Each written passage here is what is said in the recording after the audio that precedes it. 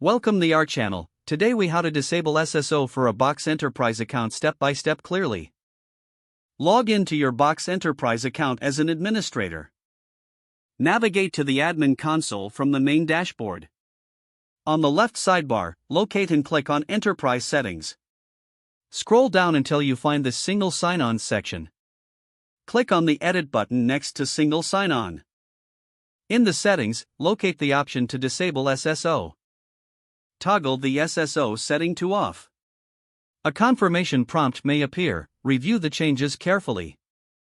Click on Save to apply the changes.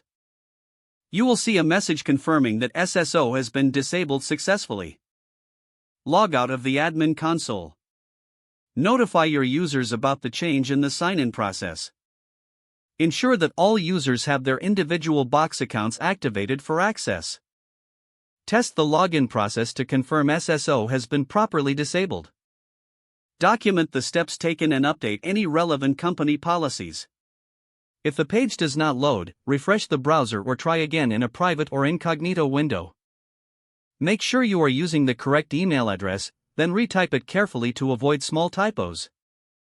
If your password is not accepted, use the reset option and create a new strong password you can remember. Check your spam folder for verification or security emails, then complete any requested confirmation steps. Enable two-factor authentication if available to improve account security and reduce unauthorized access risk. After signing in, review your profile details so your contact information and settings are accurate and current. If you see an error message, note it down and try again after restarting your device and internet connection.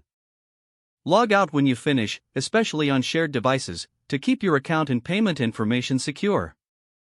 If the page does not load, refresh the browser or try again in a private or incognito window.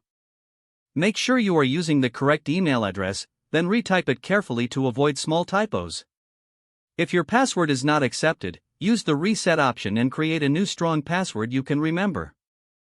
Check your spam folder for verification or security emails, then complete any requested confirmation steps. Enable two-factor authentication if available to improve account security and reduce unauthorized access risk. After signing in, review your profile details so your contact information and settings are accurate and current. If you see an error message, note it down and try again after restarting your device and internet connection. Don't forget to like this video and subscribe to our channel for more step-by-step tech guides.